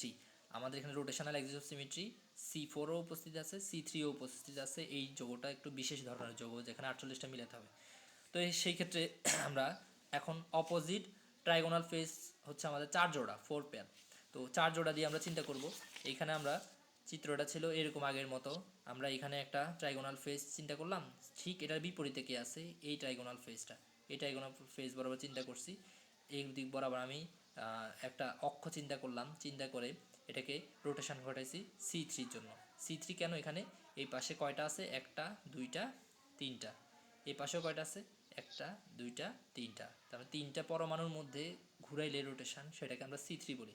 এবং এটা C3 যেহেতু ঘটতেছে 120 ডিগ্রি অ্যাঙ্গেলে হবে, 360কে যদি 3 দিয়ে ভাগ করি। এবং এই যে C3 হয়েছে, তার মানে এখানে কয়টা ঘূর্ণন হবে, 3বার ঘূর্ণন হবে। প্রথমবার যখন ঘুরেছি তখন L1টা চলে আসছে এই জায়গায়, এই L6টা চলে গেছে এই জায়গায়, L5টা চলে গেছে এই জায়গায়, এভাবে। আবার এখানে L4টা চলে আসছে এই জায়গায়, L2টা চলে আসছে এই জায়গায়, L3টা চলে গেছে এই জায়গায়। এটা এখানে ঘটছে। রেকর্ড ক্লাস আছে, রেকর্ড ক্লাস থেকে দেখে নিও। সেম কথা এখানেও C3 ঘটাইছি, এইগুলা এখানে যেভাবে বলছে সেমভাবে ঘুরছে, ঘোরার পরে এটা পাইছি। আমরা কতক্ষণ পর্যন্ত এই কাজটা করব, যতক্ষণ না আইডেন্টিটি পাই। তো এটা কয়বারে পাবো, যেহেতু C3 3বারে পাবো। একবার ঘুরেছি এটা পাইছি, দ্বিতীয়বার ঘুরেছি এটা পাইছি, তৃতীয়বার ঘুরেছি এটা পাইছি, এটা আমাদের আইডেন্টিটি হুবহু মিলে গেছে। তার মানে এখানে আমরা C3 1, C3 2 এবং C3 3 তিনোটাকে তো কাউন্ট করব না, কাউন্ট করব হচ্ছে C3 1কে এবং C3 2কে। কারণ C3 3 থেকে তো আইডেন্টিটি পাইছি, আইডেন্টিটি কাউন্ট করতে হয় না, সেটাকে তো বলে থাকি। তো এখান থেকে আমরা এই যে C3 1 আর C3 2 পাইছি এক জোড়া বিপরীত ট্রাইগোনাল ফেজ থেকে। তো আমাদের এখানে বিপরীত ট্রাইগোনাল ফেজ, C3টা কাউন্ট করব ট্রাইগোনাল ফেজ, বিপরীত ট্রাইগোনাল ফেজ কয়টা আছে, বিপরীত ট্রাইগোনাল ফেজ 4 জোড়া আছে, 4 পেয়ার, 4 জোড়া। এক জোড়া থেকে পাইছি এইগুলা, 4 জোড়া থেকে তাহলে পাবো 4টা করে, মানে টোটাল 4টা করে পাবো, 4টা C3 1, 4টা C3 2 পাবো। তো আশা করি C3টাও বুঝে গেছি। লাস্ট আমাদের রোটেশনাল প্লেন অফ সিমেট্রির মধ্যে C2 বাকি আছে, এখানে C2 উপস্থিত আছে, যেহেতু এটা একটা বিশেষ ধরনের যৌগ। তো C2টা বোঝানোর জন্য আমরা এই যে এখানে এই তিনটা জিনিস বুঝেছিলাম, একটা ছিল ভার্টিসেস, ট্রাইগোনাল ফেজ আর এইজ, এই দুইটার ইউজ হয়ে গেছে, একটা C4 এর জন্য একটা C3 এর জন্য। এখন C2 এর জন্য আমরা এইজ চিন্তা করব। এইজ আছে টোটাল 12টা, আর জোড়া আছে কয়টা, 6 জোড়া। এজ কাকে বলে, যে ধারগুলাকে বলে। এই যে একটা ত্রিভুজ চিন্তা করলে এইটা একটা ধার, এটা একটা ধার, এটা একটা ধার, এরকম করে এখানে 12টা ধার আছে। আমরা বিপরীত, যে কোনো বিপরীত ধার নিয়ে আলোচনা করব। তো C2 এর জন্য আমরা আবার চিত্রটা আঁকবো। এখানে লিগেন্ডগুলো দিয়ে এলাম, এখানে L1, এটা L2, এটা হচ্ছে আমাদের L3, এটা L4, এটা L5, এটা L6। এখানে আমরা বিপরীত ধার ধরলাম, যে এই যে বিপরীত ধার মানে এটা একটা ধার বা কিনারা, এইজ, এই এইজের বিপরীতে কি আছে, নিশ্চয়ই এই পাশে এটা আছে। তো এক জোড়া বিপরীত এইজ নিয়ে চিন্তা করে এখানে যদি আমি একটা অক্ষ চিন্তা করি, এই অক্ষ বরাবর যদি আমি রোটেশনটা ঘটাই এভাবে করে, তার মানে আমাদের এইভাবে ঘুরবে। এইখানে নিচের অংশটা এই L6, L3, L2 ঘুরে যাবে, উল্টে যাবে, উল্টে গিয়ে এগুলা হয়ে যাবে উপরের দিকে, আর উপরে যারা ছিল তারা চলে যাবে নিচের দিকে। তো এইটা দেখতে কীরকম হবে, এরকম যে এখানে যেহেতু আমরা C2 মানে ঘটাচ্ছি, তাহলে এখানে আমাদের 180 ডিগ্রিতে রোটেশন ঘটাচ্ছি, সেজন্য এটা হচ্ছে C2। 180 ডিগ্রিতে যদি আমি রোটেশনটা ঘটাই, মানে এই নিচের 180 ডিগ্রি আর কি, নিচে সবগুলো উল্টে যাবে, মানে 180 ডিগ্রি মানে কি, নিচেরগুলো উপরে, উপরেরগুলো নিচে, 180 ডিগ্রি অ্যাঙ্গেলে ঘুরেছি। তো সেই ক্ষেত্রে আমাদের চিত্রটা দেখতে কীরকম হবে, অনেকটা এরকম, যেখানে আমাদের আগে ছিল L2 নিচে, এখন L2টা উপরে, L1 উপরে ছিল, এখন নিচে। এখানে নিচে L6 আর L3 ছিল, এগুলো চলে যাবে এখন উপরে। আর উপরে ছিল L5 আর L4, সেগুলা ওই বরাবর নিচের দিকে। এটা হচ্ছে আমাদের L4। তো এটা হচ্ছে আমাদের ইকুইভ্যালেন্ট পেলাম। এবং যেহেতু এটা C2 যেহেতু 2 আছে, তার মানে এখানে কয়বার ঘুরাইলে আমরা আইডেন্টিটি পাবো, 2বার ঘুরাইলে। তো এখানে যদি আমি আরও একবার ঘুরাই 180 ডিগ্রি অ্যাঙ্গেলে, একই রকম একই অক্ষ বরাবর, এটা যদি আমাদের এইজটা হয়, তাহলে আমরা এইজের মাঝ বরাবর আমরা যদি একটা তল কল্পনা করে যদি ঘুরাই, যেটা C2, সেই ক্ষেত্রে আমরা এখানে আইডেন্টিটি পেয়ে যাব। একই রকম ব্যাখ্যা, নিচেরগুলো উপরে চলে যাবে, মানে C1 উপরে চলে যাবে, C5 এবং C না, এগুলো তো L5, L4, আর এখানে হচ্ছে L6, L3, আর এখানে হচ্ছে L2। তাহলে আমরা আইডেন্টিটি পেয়ে গেলাম। তো আইডেন্টিটি যেটাতে পাই সেটা কাউন্ট করতে হয় না, তার মানে এখানে সি টু এটা, আর এখানে সেজন্য 1 2 আর লিখে নেই, সি টু একটাই, তো সি টু পাইলাম। এখন এক জোড়া বিপরীত ধার মানে এইচ থেকে আমরা পাইলাম একটা সি টু। আমাদের এখানে আছে কয়টা, 6 জোড়া, তার মানে আমরা এখান থেকে কয়টা সি টু পাবো, 6টা সি টু পাবো। তো এই পর্যন্ত আমরা কি কি পেলাম, এখানে আমি রাফে লিখে রাখছিলাম সি ফোর কয়টা পাইছি, এই যে এগুলা পাইছি তিনটা তিনটা করে। এরপরে সি থ্রি আলোচনা করছি, সি থ্রি কয়টা পাইছি, এগুলা পাইছি। এরপরে সি টু আলোচনা করলাম, কয়টা পাইছি, এগুলো পাইছি। তো total rotational axis of symmetry আলোচনা শেষ। এখানে শুরু করছিলাম রোটেশনাল এক্সিস অফ সিমেট্রি, সেটার আলোচনা শেষ। শেষ পর্যন্ত কয়টা পাইছি, total rotational axis of symmetry পাইলাম হচ্ছে, শুরুতে পাইছিলাম আমরা যদি ধরে নিলাম যে ই তো সবারই থাকে, ই পেয়ে গেছি, পাশাপাশি আর কি থাকবে, সি ফোর ওয়ান তিনটা পাইছি, সি ফোর টু তিনটা পাইছি, সি ফোর থ্রি তিনটা পাইছি, এই যে এগুলা। এবার এগুলো হচ্ছে কি আমরা four C three one, C three one চারটা পাইছি, সি থ্রি টু চারটা পাইছি, লাস্টে সি টু পাইছি 6টা। তো এখানে টোটাল কয়টা হয়েছে, একটা, এখানে তিনটা, চারটা, 4 আর 3 7 10 14 18 আর 6 24, তাহলে আমি এখানে টোটাল 24টা পাই গেছি। বলছিলাম মিলাতে হবে 48টা, 48-এর মধ্যে অলরেডি 24টা মিলানো শেষ, আর বাকি আছে 24টা। ওই 24টা মিলাবো বাকিগুলা থেকে। বাকিগুলা কি কী আছে এখানে আমাদের, বাকি এই যে ই আর সি এন শেষ, আর এখান থেকে যা যা লাগে যতগুলা উপস্থিত আছে সেখান থেকে আমাকে মিলাতে হবে হচ্ছে আমাদের বাকি 24টা। তাহলে আমরা ওই 24টাতে চলে যাব। এখন আলোচনা করব হচ্ছে প্লেন অফ সিমেট্রি মানে sigma. Plane of symmetry, plane of symmetry নিয়ে আলোচনা করব। এই ক্ষেত্রে আবার চিত্রটা আঁকতে হবে। প্লেন অফ সিমেট্রির জন্য সেম চিত্রটা আমি আবার নিচ্ছি। এখানে লিগেন্ড দিচ্ছি মানে কি, এখানে আমাদের মেটালটা হচ্ছে আমাদের সালফার, আর লিগেন্ডগুলো হচ্ছে আমাদের ফ্লোরিন। পরবর্তীতে যখন প্রশ্নটা আলোচনা করবো তখন আর লিগেন্ড লিখবো না, তখন ফ্লোরিন দিয়ে লিখবো। আশা করি বিষয়টা বুঝতে পারবো। এখানে আমাদের এটা যদি L1 হয়, এটা L2, এটা হচ্ছে L3, এটা L4, এটা L5, এটা L6 দিলাম। এখন আমরা চিন্তা করব হচ্ছে এখানে আমরা প্লেন অফ সিমেট্রি মানে সিগমা নিয়ে আলোচনা করব। সিগমার মধ্যে প্রথমে আমরা সিগমা ডি, আর বাকিগুলো এখানে নেই, সিগমা ডি আছে শুধু। সিগমা ডি নিয়ে আলোচনা করব। সিগমা ডি কীভাবে হয়, সিগমা ডি হচ্ছে গিয়ে দুইটা সিটুকে, সি টু দুইটি সিটুকে বাইসেক্ট করে। বাইসেক্ট মানে কি, দুইটা সিটুকে বিভক্ত করে সমানভাবে, সমান কোণে বিভক্ত করে, বাইসেক্ট করে। তো সেটা কিভাবে করে আমরা যদি চিন্তা করি, এখানে আমাদের একটা ধার আছে, ধার তো বুঝেইছি একটু আগে, কিনারা। তো আমি বলছিলাম সিটু বোঝানোর জন্য ওই ধারগুলো নিয়ে এইজ নিয়ে চিন্তা করতে বলছিলাম। 6টা সিটু যেভাবে পাইলাম আর কি, এই ধারটার বিপরীতে কেউ কোন ধারটা আছে বা কিনারাটা আছে বা এইজটা আছে, এটা আছে নিশ্চয়ই, এটার বিপরীতে এইটা আছে। আবার এই কিনারাটার বিপরীতে কে আছে, এইটা আছে। আশা করি বুঝতে পারছি। তাহলে এই বিপরীত পাশ বরাবর নিশ্চয়ই একটা সি টু পাবো, যদি আমরা ওই যে 6টা সি টু আঁকতে যেতাম তখন ওই চিত্রের মধ্যে, তাহলে এখানে একটা সি টু পাইতাম। সেম এই ধারটা বা এই স্টার, এই স্টার বিপরীত যেহেতু আছে, এখান দিয়ে আমি নিশ্চয়ই একটা সি টু পাবো। যদি চিন্তা করি, এখানে একটা সি টু পাবো, এই দিক বরাবর একটা সি টু পাবো, এখানে একটা সি টু, এখানে একটা সি টু, টোটাল তো আছে 6টা সি টু, তার মধ্যে দুইটা আঁকলাম। আমি বলছিলাম দুইটি সি টুকে বাইসেক্ট করবে, বিভক্ত করবে সিগমা ডি তল। এখানে আমি যদি এই বরাবর একটা তল চিন্তা করি, মানে এইভাবে যদি আমি একটা তল চিন্তা করি উপর থেকে, তাহলে ফোকাস কি চলে গেছে, উপর থেকে যদি একটা তল চিন্তা করি, তাহলে হচ্ছে এই পাশে যা থাকবে, এই পাশে যা থাকবে এগুলা বিপরীত হয়ে যাবে, এই পাশেরগুলো এই পাশে যাবে, এই পাশেরগুলো এই পাশে যাবে। তারপরে যদি আমরা সেখানে আমরা কি পাই, যে সিমেট্রি পাই, তাহলে সেটা হচ্ছে আমাদের সিগমা ডি। তো আমি তলটা আঁকি তাহলে বুঝতে পারবো। এই বরাবর আমি যদি একটা তল চিন্তা করি, যেটা হাত দিয়ে বুঝেছি যে একদম এই বরাবর যদি একটা তল চিন্তা করি, এই পাশে যা আছে ওই পাশে চলে যাবে, এই পাশে যা আছে ওইভাবে চলে যাবে। কিন্তু এই মাঝ বরাবর যা আছে তারা যদি একটা বৃত্তাকার বলের মতো চিন্তা করি, তাদের বরাবর যেহেতু আমি তলটা মানে ফেললাম, তার মানে এরা সমান ভাগে বিভক্ত হবে, কিন্তু এরা নড়বে না জায়গা থেকে, এরা সমান ভাগে বিভক্ত হবে, শুধু এরা নড়বে। এই লিগেন্ড চারটা বিপরীত হয়ে যাবে, এই লিগেন্ড চারটা এই পাশে চলে যাবে, এই লিগেন্ড চারটা এই পাশে চলে যাবে, এবং এই তলটাকে আমরা কি বলবো তখন, sigma d, dihedral plane of symmetry. কেন, কারণ এই তলটা দুইটা সিটুর মাঝ বরাবর বিভক্ত করছে, মানে বাইসেক্ট করছে, একটা সিটু এই বরাবর, একটা সিটু এই বরাবর, দুইটার মাঝ বরাবর বাইসেক্ট করাকে সিগমা ডি বলে। তো সেটা সিগমা ডি ওয়ান যদি বলি আমি, এই যে সিগমা ডি ওয়ান, তার মানে একবার করলাম, তাহলে আমি এখানে L1 মেটাল, L2 এগুলো ফিক্স থাকবে, বললাম যেহেতু এগুলো বৃত্তাকার, মানে এই বরাবরই ফেলছি, তার মানে এগুলো তার নড়বে না। কিন্তু এই পাশে যা ছিল সেটা রিফ্লেকশন হয়ে এই পাশে চলে আসবে, এই পাশে যা ছিল ওইটা ওই পাশে চলে যাবে।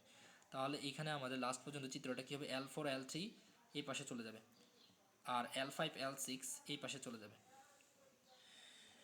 তো এটা আমরা পাইলাম ইকুইভ্যালেন্ট। এবং আমি বলছি এই যে ঘটনাগুলো সবসময় কতক্ষণ পর্যন্ত করতে হবে, যতক্ষণ আইডেন্টিটি পাই। তার মানে এখানে সিগমা ডি আবার আমাকে করতে হবে, যেটাকে যদি চাই 2 নাম দিতে পারি। তো সেই ক্ষেত্রে এখানে আমি একই ব্যাখ্যা, এখানে বিপরীত পাশ যদি চিন্তা করি, এখানে যদি একটা তল চিন্তা করি C2, এভাবে একই রকম এখানেও যদি একটা তল চিন্তা করি এই বরাবর, এখানে একটা C2, তাহলে দুইটা C2-র মাঝ বরাবর যদি একটা প্লেন অফ সিমেট্রি মানে তল ফেলি, তাহলে দুইটাকে রিফ্লেকশন করে ফেলবে এবং এটাকে বাইসেক্ট করছে দুইটা C2-কে, তার মানে এটা সিগমারি তল চিন্তা করতে পারি। এবং আমাদের এখানে এই L1 L2 ফিক্সড আগের জায়গায় থাকবে, এইখানে L5 আর L6 ছিল, যারা চলে যাবে এই পাশে, আর এই পাশে ছিল L4 আর L3, তারা চলে আসবে এই পাশে। তো এটা হুবহু আগের যোগটার সাথে মিলে গেছে, তার মানে এখানে আইডেন্টিটি পেলাম। আইডেন্টিটি পেলে আমরা নিশ্চয়ই সিগমা ডি টুকে আর কাউন্ট করবো না, যেহেতু আইডেন্টিটি পাইছি, আমরা শুধু এখানে সিগমা ডি ওয়ানকে কাউন্ট করব। তো এখানে আমরা একটা ধার, মানে ধার বলতে কি আমাদের ধার না, কিনারা, ভার্টিসেস, ভার্টিসেস হচ্ছে গিয়ে আমাদের কিনারা, মানে পয়েন্টগুলো আর কি, এই একটা পয়েন্ট এই একটা পয়েন্ট, তাহলে এক জোড়া বিপরীত কিনারা বরাবর আমরা একটা সিগমা ডি পাইছি। তো এরকম করে আমাদের আরও কয়টা সিগমা ডি পাইতে পারি, নিশ্চয়ই 6টা আছে, ওইটাতে পরে আসতেছি। এই ধার এখানে শেষ না, মানে একটা তো এইভাবে কাটছি, তাই না, আরেকটা কাটতে পারি আমরা এইভাবে এইভাবে এই বরাবর। এটা কিভাবে বোঝানো যায় সেটা হচ্ছে আমাদের লিগেন্ড, এগুলো কিন্তু খাতার উপরে না, এই L1 আর L2, একটা হচ্ছে L1 উপরের দিকে, L2 হচ্ছে নিচের দিকে। তার মানে আমি এখন যেটা কাটছি সেটা হচ্ছে এইভাবে কাটছি, এইভাবে আমি কাটছি, ঠিক আছে, এইভাবে বরাবর প্রথম L1 বরাবর আমি এইভাবে কাটছি। এখন আমি যদি চাই এইভাবে কাটতে, এইভাবে যদি কাটি, তাহলে আমার এই বরাবর যদি কাটি, তাহলে এই L4টা চলে যাবে নিচের দিকে, L1টা চলে যাবে উপরের দিকে, L5টা চলে যাবে নিচের দিকে, L6টা চলে যাবে উপরের দিকে। তার মানে একই চিত্রটার মধ্যে আমি একবার এইভাবে কাটতেছি আর একবার এইভাবে কাটতেছি, যেহেতু L1 আর L2গুলা খাতার উপরে এবং নিচে, একবার এইভাবে কাটবো একবার এইভাবে কাটবো, C2 এবং C1 যে তলগুলো আছে। তো এটাকে যদি আমি এভাবে কাটি, তাহলে আমাদের এখানে টোটাল কয়টা থাকবে প্লেন অফ সিমেট্রি, আবার নতুন করে আমরা পাবো। তাহলে আমরা এখান থেকে তো সিগমা ডি পাইলাম, সিগমা ডি ওয়ানটা এরকম করে। তো এখানে আর ওয়ান নাম দিচ্ছি না, মোট কথা সিগমা ডি পাইছি। এই একই চিত্রটার মধ্যে আমি যদি আবার আঁকি, একই চিত্রটার মধ্যে L1 ছিল, L2 ছিল, এইখানে আমাদের L3 L4 L5 L6। আমি বলতে চাচ্ছি যে এবার আমি যদি এইভাবে কাটি, এই বরাবর যদি কাটি একই চিত্রটাকে, মানে এখানে আমাদের দুইটা C2 ছিল, একটা C2 এইভাবে ছিল, একটা C2 এইভাবে ছিল। এই দুইটা C2কে যদি, মানে L1 আর L2 তে এইভাবে ছিল, একটু আগে কাটছিলাম হচ্ছে এইভাবে করে কাটছিলাম এটাতে, এই চিত্রের মধ্যে। একই চিত্রটাকে যদি আমি এইভাবে কাটি, তাহলে সেম সিটুগুলো আবার একই রকমভাবে বিভক্ত হবে, এমনভাবে সিটুগুলো আছে যে এইটা এইভাবে ফেললেও বাইসেক্ট হবে। এখানে 2Dতে চিত্রটাতে বোঝানো যাচ্ছে না, এইভাবে যদি কাটি আমি তাও বাইসেক্ট হবে সিটুগুলো, এবং সিগমা ডি পাবো। তখন আমাদের এই উপরে যারা ছিল তারা চলে যাবে নিচে, আর নিচে যারা ছিল তারা চলে যাবে উপরে। কিন্তু এই L1 আর L2 কিন্তু চেঞ্জ হবে না, কারণ এরা তো এইভাবেই আছে, উঁচু বরাবরই আছে, উপরের দিক বরাবর আছে, ওই বরাবর কাটটা তো সমানভাবে বিভক্ত হবে। খাতার মধ্যে মনে হচ্ছে এইভাবে আছে, কিন্তু মূলত একটা উপরে একটা নিচে। আর এইভাবে কাটলেও তারা অবস্থান চেঞ্জ করবে না, কিন্তু এই চারটা আছে যে এই চারটা অবস্থান চেঞ্জ করবে। আগে চেঞ্জ করছিল এগুলো এই পাশে গেছিলো, আর এগুলো এই পাশে ছিল, এবার যাবে হচ্ছে এইগুলো এই পাশে আর এইগুলো এই পাশে। তাহলে কি ঘটবে এখানে, সিগমা ডি ওয়ান পাবো আবার। তো এখানে মেটাল L1 আর L2 ফিক্সড, যেহেতু আমরা তলটা এইভাবে কাটছিলাম, যাতে তলটা একটু পরে দেখাচ্ছি। এখানে L6 আর L3 উপরে চলে আসছে, এই নিচে দুইটা, আর L5 আর L4 নিচে চলে যাবে। তো মূলত কীভাবে কাটছি বললাম, এবার এইভাবে করে কাটছি আর কি, এইভাবে করে কাটছি, আগেরবার কাটছি এইভাবে করে, এই যে এইভাবে করে কাটছিলাম আর কি, এবার কাটলাম এইভাবে, যার কারণে এখানে সিগমা ডি 2 পাবো, যেটা হচ্ছে L2 L1, এইখানে L6 L3টা এবার চলে যাবে নিচে, L5 L4টা চলে যাবে উপরে।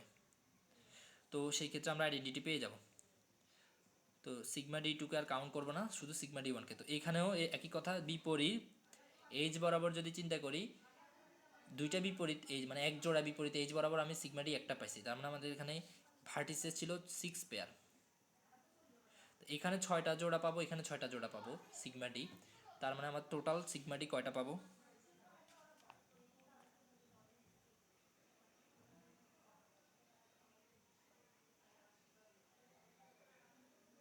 আমাদের তো 6 পেয়ার ছিল না, এখানে একটু ভুল হয়েছে।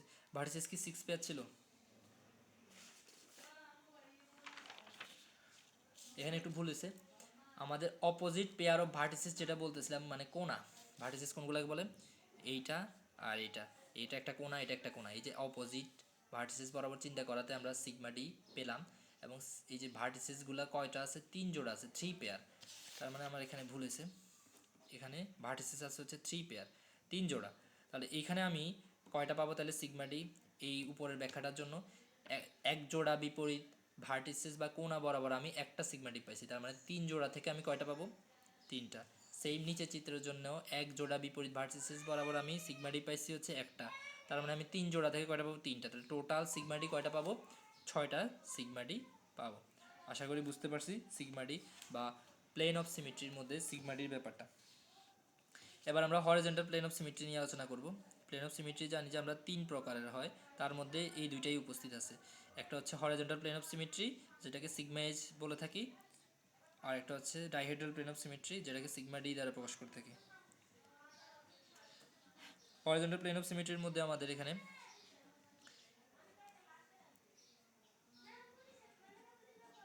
খাতার মধ্যে বা তলের মধ্যে আছে আমাদের 4টা লিগেন্ড। আর এই যে এই দুইটা যে লিগেন্ড বলছে এগুলো কিন্তু তলের মধ্যে নাই, একটা উপর একটা নিচে। এই যে 4টা লিগেন্ড আছে L3, L4, L5, L6, এরা হচ্ছে তলের মধ্যে আছে। তার মানে তলের মধ্যে যারা আছে তাদেরকে চাইলে আমরা কি করতে পারি? এভাবে করে একটা প্লেন পাস করতে পারি। কারণ হচ্ছে আমাদের এই যে এই প্রধান অক্ষ যেটাকে আমরা বলছিলাম কি C4, সবচেয়ে n এর মান বেশি ছিল C4, সেটা কি কাজ করতেছিল? এই বরাবর কাজ করতেছিল।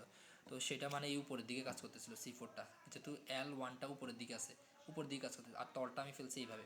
তার মানে হরিজন্টাল প্লেন অফ সিমেট্রি কখন হয়? যখন প্রধান অক্ষের সাথে লম্বালম্বি, এখানে 90 ডিগ্রি কোণ উৎপন্ন করছে এই তলটা, 90 ডিগ্রি অ্যাঙ্গেলে যদি আমি ফেলি, তাহলে এখানে সিগমা এইচ পাবো। সিগমা এইচ 1 যদি হয়, তো সেটা দেখতে কীরকম হবে? দেখতে একই রকমই হবে। একই রকম বলতে এই বরাবর যদি আমি তলটা ফেলি, তার মানে আমার এখানে এই যে 4টা লিগেন্ড আছে, 4টা লিগেন্ডকে সমান সমান ভাগে বিভক্ত করবে, এগুলো যেহেতু বলের মতো দেখতে, তার মানে এগুলোর অবস্থান চেঞ্জ হবে না। কিন্তু এই বরাবর যদি ফেলি, উপরে ছিল L1 আর নিচের দিকে ছিল কি L2, তখন ডিফ্লেকশনের কারণে L1টা চলে যাবে নিচের দিকে, L2টা চলে যাবে উপরের দিকে, শুধু এই দুইটার অবস্থান চেঞ্জ হবে। এটা চলে যাবে উপরে, এটা চলে যাবে নিচে। কিন্তু এরা যেহেতু তল বরাবর আমি ফেলছি, মানে তল বলতে কি, এখানে আমাদের এই খাতাটাকে যদি একটা তল চিন্তা করি, আর অক্ষ, এই অক্ষের সাথে লম্বভাবে যেহেতু ফেলছি, এই যে 4টা যে তলের মধ্যে ছিল সেই 4টা সমানভাবে বিভক্ত হয়েছে, তার মানে এরা অর্ধেক অর্ধেক হয়েছে। তার মানে এরা তো চেঞ্জ হবে না, এরা যেভাবে ছিল ওভাবেই থাকবে।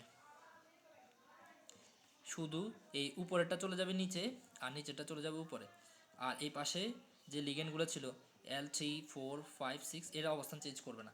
তো এখন আমি যদি আবার, যেহেতু এটাতে এখনও ইকুইভ্যালেন্ট পাইছি, আইডেন্টিটি পাইনি, আবার যদি সিগমা এইচ চিন্তা করি একই রকম ব্যাখ্যা, তাহলে এখানে আমাদের L2টা আবার চলে যাবে নিচে, L1টা চলে যাবে উপরে, তখন আমরা আইডেন্টিটি পেয়ে যাব। L1 উপরে, L2 নিচে, L3, L4, L5, L6, তখন আমরা আইডেন্টিটি পেয়ে যাব। তাহলে এখানে এই চিত্রটার মধ্যে আমরা সিগমা এইচ কখন পাইছি? যখন হচ্ছে আমরা বিপরীত ভার্টিসেস বরাবর চিন্তা করলাম।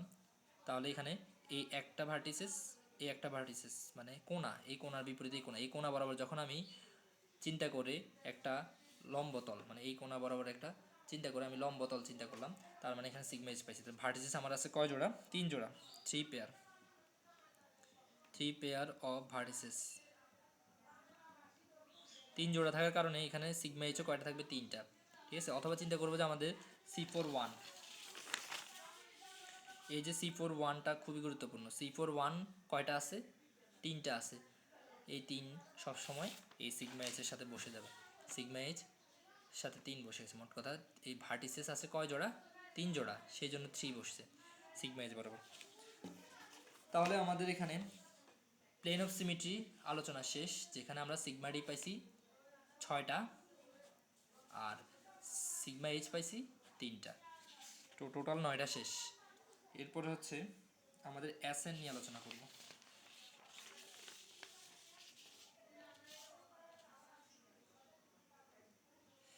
এসএন হচ্ছে কি আমাদের improper plane of symmetry, improper plane of symmetry, যেখানে আমাদের একবার রোটেশন একবার রিফ্লেকশন ঘটে। তো এখানে আমরা C4 অ্যাক্সিস বরাবর চিন্তা করব, যেহেতু প্রধান অক্ষ হচ্ছে C4। তো এই মেটালের সাথে আমাদের নিশ্চয়ই 2টা লিগেন্ড থাকবে, আর হচ্ছে এদিকে লিগেন্ডগুলো এটা হচ্ছে L1 আর এটা হচ্ছে L2, এটা L3, L4, L5, L6। তো আমরা এখানে 90 ডিগ্রিতে C4টা কখন করছিল? 90 ডিগ্রিতেই তো করছিল C4টা। তো এখানে তো আর C4 না, এখানে SN ঘটাচ্ছি, তার মানে এখানে S4 হবে। C4 এর মতো ব্যাখ্যা করে এখানে 4টা লিগেন্ডের সাপেক্ষে চিন্তা করে ঘুরাচ্ছি, প্রথমে রোটেশন হবে বলছি SN মানে, তাহলে এখানে 90 ডিগ্রিতে যখন আমি রোটেশনটা ঘটাবো তখন আমাদের S4টাতে তো রোটেশনের পাশাপাশি আমাদের রিফ্লেকশানও করবে, তার মানে প্রথম ধাপে তো আর S4 লেখা যাবে না। প্রথমে 90 ডিগ্রি ঘুরেলাম, ঘুরালে কী পাবো? এখানে এই L1 আর L2 ফিক্সড জায়গায় থাকবে, যেহেতু ওই অক্ষ বরাবর ঘুরাচ্ছি, এগুলোর অবস্থান চেঞ্জ হবে, ও যাবে ওর জায়গায়, ও যাবে ওর জায়গায়, ও যাবে ওর জায়গায়, ও যাবে ওর জায়গায়। তাহলে কি ঘটে এখানে? এখানে L4 এখানে চলে আসবে, L5 এখানে, L6 এখানে, L3 এখানে। এখানে কিন্তু SN শেষ না, S4 শেষ না। S4 বা SN মানে হচ্ছে একবার রোটেশন এরপরে রিফ্লেকশন। রিফ্লেকশনটা কীভাবে হবে? অবশ্যই লম্ব তলে। আমি তলটা ফেলছি কিভাবে? তলটা হচ্ছে আমাদের L1 আর L2 বরাবর, মানে L1 আর L2 তো এইভাবে আছে। তাহলে আমি এই বরাবর যদি রোটেশনটা ঘটাইছি, তার কারণে আমার এখন যে রিফ্লেকশনটা ঘটাবো, রিফ্লেকশনটা এই তলের সাথে মানে এই অক্ষের সাথে লম্বালম্বিভাবে ফেলতে হবে, মানে অনেকটা সিগমা এইচের মতো করে। তো আমি যদি এখানে একটা তল চিন্তা করি, লম্ব তল ওই অক্ষের সাথে, তাহলে রিফ্লেকশনটা ঘটাই, তাহলে কি ঘটবে? এখানে আমাদের রিফ্লেকশন ঘটাচ্ছি, রিফ্লেকশন সেটা হচ্ছে অ্যাক্সিসের, মানে যে অ্যাক্সিসটা চিন্তা করছি এই অ্যাক্সিসের লম্ব তলে, লম্ব বরাবর, সেটা বুঝেছি, লম্ব তলে রিফ্লেকশনটা ঘটাইছি, তার মানে এখানে S4 ঘটে গেছে। একবার রোটেশন একবার রিফ্লেকশন হলেই সেখানে একটা S4 যেহেতু এখানে 4টা পরমাণু সাপেক্ষে ঘুরাচ্ছি, সেজন্য 90 ডিগ্রিতে ঘুরাচ্ছি S4। তো S4 1 ঘটাইলে এখানে আমাদের এগুলা ফিক্স থাকবে, জাস্ট নিচেরটা উপরে চলে যাবে, উপরেরটা নিচে চলে যাবে। একটু আগে আমি সিগমা এইচের মধ্যে বুঝাইছি যে এগুলা সেম থাকে, L4, L3, L5, L6 কোনো চেঞ্জ হবে না, জাস্ট নিচে যে L2 ছিল সেটা চলে যাবে উপরে, আর নিচে উপরে যে L1 ছিল সেটা চলে যাবে নিচে। তো এখানে S4 1 ঘটে গেছে, এবং এখানে যেহেতু S4 বলছি, তার মানে এখানে এই যে আইডেন্টিটি পেতে হলে, এটা কিন্তু আইডেন্টিটি না, এটা এটার সাথে ইকুইভ্যালেন্ট। তো আমি যদি আইডেন্টিটি না পাই তাহলে তো এটা করতে হবে বারবার, তো এটা আমি এতবার করতে চাচ্ছি না। আমি বুঝাতে চাচ্ছি যে S4 যেহেতু এখানে কয়বার ঘটাতে হবে? 4বার। তো আমি যদি এই S4 1-এর পরে যদি S4 2টাও এরকম 2টা স্টেপ হবে, একবার রোটেশন, এটাকে যদি আমি আবার ঘুরাই অবস্থান চেঞ্জ করবে, আবার যদি তল ফেলি এরকম নিচেরটা উপরে, উপরেরটা নিচে যাবে, এরকম করে ঘটতে থাকবে। তো সেই ক্ষেত্রে আমার এখানে S4 2 ঘটবে, তখন 2বার রোটেশন করলে আমি সেটাকে করলে দেখবো যে ইকুইভ্যালেন্ট পাবো। কেন? কত পর্যন্ত যাইতে হবে আমাকে? 4বার। S4 মানে কি 4বার এই ব্যাপারটা ঘটাতে হবে। কারণ এখানে ইকুইভ্যালেন্টটা আর আমি আঁকি নেই, S4 3 পাবো, সেই ক্ষেত্রেও আমি ইকুইভ্যালেন্ট পাবো, ইকুইভ্যালেন্ট আর একটা পাবো। এরপরে আমি কি পাবো? S4 4 করলে আমি আইডেন্টিটি পেয়ে যাবো, আইডেন্টিটি মানে হুবহু এটার মতো। তো ওগুলো আমি আঁকতেছি না, ব্যাখ্যাটা বেসিকটা অনেক বিশাল হয়ে যাচ্ছে, সেজন্য আমি এগুলো শর্ট করতে চাচ্ছি। তো এখানে আমার লাস্টে যে S4 4 থেকে যে আইডেন্টিটিটা পাইছি ওইটাকে আর কাউন্ট করবো না। আমি বারবার বলতেছিলাম যে যেটা থেকে আমি আইডেন্টিটি পেয়ে যাবো সেটাকে আর কাউন্ট করবো না। তো এখানে কি কাউন্ট করবো? S4 1 ঘটেছে যে ওইটা, S4 2 ঘটাইছি, S4 3 ঘটাইছি, এই তিনটার দিকে তাকাবো। এই তিনটার মধ্যে মনে রাখবো যে আমাদের একটা বেসিক ছিল যে যখন S4 এর উপরে পাওয়ারটা মানে ঘটনাটা যদি জোড় হয়, এখানে একবার ঘটেছে মানে এটা বিজোড় 1, এরপরে 2বার ঘটেছিলাম যখন এই যে এটা পাইছি, সেখানে আমরা জোড়ের মাধ্যমে, জোড় ঘটনার মাধ্যমে পাইছি, তখন সেটাকে আমরা অনেকটা এরকম ইনভার্সন বা আই এর সাথে তুলনা করা হয়, মানে ওইটা আর এস এর মধ্যে থাকে না, ইমপ্রপার প্লেন অফ সিমেট্রির মধ্যে থাকে না এই ঘটনাটা, তখন এটাকে বাদ দিতে হয়। মোট কথা এটা আর ঘটবে, মানে এটাকে কাউন্ট করবো না। S4 1-কে কাউন্ট করবো, আর হচ্ছে S4 3-কে কাউন্ট করবো। S4 2 যেহেতু জোড় সংখ্যা, এটাকে কাউন্ট করবো না। এটা মূলত হচ্ছে আইডেন্টিটিতে চলে যায়। আইডেন্টিটির টপিকে। তো এখান থেকে আমরা আইডেন্টিটি পেয়ে যাব, ওইটা আর S4 এর মধ্যে কাউন্ট হবে না। তো সেই ক্ষেত্রে ওইটাকে বাদ, S4 1 আর S4 আমাদের 3, এই দুইটা পাইলাম, S4 1 এবং S4 3 কখন পাইলাম, যখন আমরা এখানে C4 এক্সিসের সাপেক্ষে তুলনা করলাম। তো এখন আমরা একটি C4 এক্সিস থেকে তুলনা করছি। এখন আমাদের C4 এক্সিস মানে C4 1, একটু আগে বলছিলাম যে C4 1টার দিকে তাকাইতে আমাদের, এই যে C4 1টা দিয়ে আমি একটু আগে সিগমা এসটা বুঝেছিলাম, C4 1 এর সাথে কত আছে, 3 আছে, অথবা ভার্টিসেস দিয়েও বুঝেছিলাম, সেটা ছিল 3 জোড়া ভার্টিসেস। তার মানে আমরা এখান থেকে একটা C4 1 থেকে যদি আমি, এই যে একটা C4 1 থেকে যদি আমি এই যে S4 1 আর S4 3 একটা একটা করে পাই, এই যে একটা একটা করে পাইলাম, তার মানে আমাদের এখানে C4 1 কয়টা আছে, 3টা C4 1 থেকে আমি কয়টা পাবো, 3টা S4 1 পাবো, 3টা S4 3 পাবো, লাস্ট পর্যন্ত তাহলে আমি এগুলো পেলাম। তো আশা করি S4 1 কয়টা পাবো, 3টা, S4 3 কয়টা পাবো, 3টা। এটা কীভাবে 3টা হয়েছে সেটা বুঝতে পারছি। অথবা ভার্টিসেস আছে কয় জোড়া, 3 জোড়া, শুরুতেই বলছিলাম, ওই জন্য 3 বসছে। এবার আমাদের এখানে ইমপ্রপার প্লেন অফ সিমেট্রির মধ্যে S4টা নিয়ে আলোচনা করছি, ঠিক একই রকমভাবে এখানে S6 বলেও একটা আছে। S6 কার জন্য পাবো, আমরা C3 বরাবর যদি ঘূর্ণন বা রোটেশন ঘটাই তখন পাবো। তো এখানে তো আর C3 লিখবো না, এখানে S6 লিখতে হবে এই ব্যাপারটা। তাহলে আমরা C3 বা আমরা C3টা কীভাবে পাইছিলাম, আমরা বিপরীত ফেজ বরাবর পাইছিলাম। বিপরীত ফেজগুলো দেখতে কীরকম, এটা L1, এটা L2, L3, L4, L5, L6, বিপরীত ফেজ মানে ট্রাইগোনাল ফেজ, বিপরীত ট্রাইগোনাল ফেজগুলো ছিল এরকম, মানে C3-র ব্যাখ্যাটা ছিল এরকম, এভাবে চিত্র এঁকে করছিলাম একটু আগে। তো এই যে এই বরাবর যদি আমি C3 বরাবর যদি আমি চিন্তা করে রোটেশন ঘটিয়ে এরপরে আবার এটার মতো করে যদি আমি রিফ্লেকশন মাঝ বরাবর একটা লম্বভাবে C3 যদি এইভাবে কাজ করতেছে, এইভাবে যদি চিন্তা করি এই পাশ আর এই পাশ এই ঘটনাগুলো ঘটাই, তাহলে আমরা S6টা পাবো। তো এটা অনেক বিশাল আলোচনা হয়ে যাবে, তো ওগুলো আমি স্কিপ করতেছি। মোট কথা আমি এখানে S6 যেহেতু 6 আছে, তার মানে এখানে কত ডিগ্রি ঘুরতে হবে, 360কে আমি যদি এখানে 6 দিয়ে ভাগ করি 60 ডিগ্রিতে ঘুরাইতে হবে, ঠিক আছে। তো এখানে আমাদের 60 ডিগ্রিতে রোটেশন ঘটাইতে হবে। তো এই ক্ষেত্রে এগুলা এমনভাবে ঘুরবে, এরপরে আবার এখানে রিফ্লেকশন দিলে এটা নিচে, এটা উপরে গেলে আগের যোগটা ফিরে পাবো, মানে আমরা এখানে ইকুইভ্যালেন্ট পাইতে থাকবো। তো এখানে ইকুইভ্যালেন্ট এভাবে করে আমরা প্রথমবার S6 1 যখন ঘটাবো তখন একটা ইকুইভ্যালেন্ট পাবো, সেটা দেখতে কীরকম সেটা এখানে আর আমি দেখাচ্ছি না, এটা বিশাল হয়ে যাবে। ইকুইভ্যালেন্ট এভাবে S6 যেহেতু আছে কয়বার ঘুরাতে হবে, 6 বার ঘুরাতে হবে। এভাবে করে আমাদের এখানে 6টা ঘটে যাবে, 6টা ঘটে লাস্ট S6 যখন পাবো সেটা থেকে আমরা আইডেন্টিটি পেয়ে যাব। তো এই বিষয়গুলো অনেক বিশাল, সেজন্য আমি আর এখানে আঁকতে চাচ্ছি না।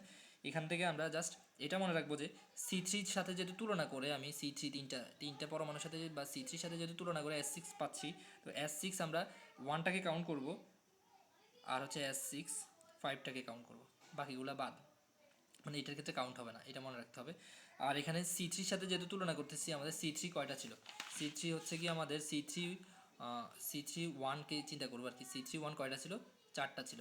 C3 1 4টা ছিল, যেহেতু আমাদের এখানে 4C3 1 থাকার কারণে এখানে S6 1ও পাবো 4টা, S6 5ও পাবো হচ্ছে কয়টা 4টা। যেহেতু S6টা আমি C3 মানে 3টা পরমাণুর সাপেক্ষে ঘূর্ণনের মাধ্যমে রিফ্লেকশনের মাধ্যমে এই S6টা পাচ্ছি, সেই ক্ষেত্রে আমরা S6 1টাকে কাউন্ট করব, আর মাঝখান দিয়ে ওই যে এটাতে যেরকম বলছিলাম যে S2 বাদ যাবে, সেইভাবে মাঝখানে যারা ছিল তারা কোনো না কোনো কারণে বাদ গেছে। তো ওগুলো বিশাল বিস্তর পড়াশোনা, ওগুলো বাদ, আমরা জাস্ট মনে রাখবো S6 1 আর S6 5টা ঘটবে, এবং এখানে 4টা করে পাবো কেন, C3 1 4টা আছে সেজন্য।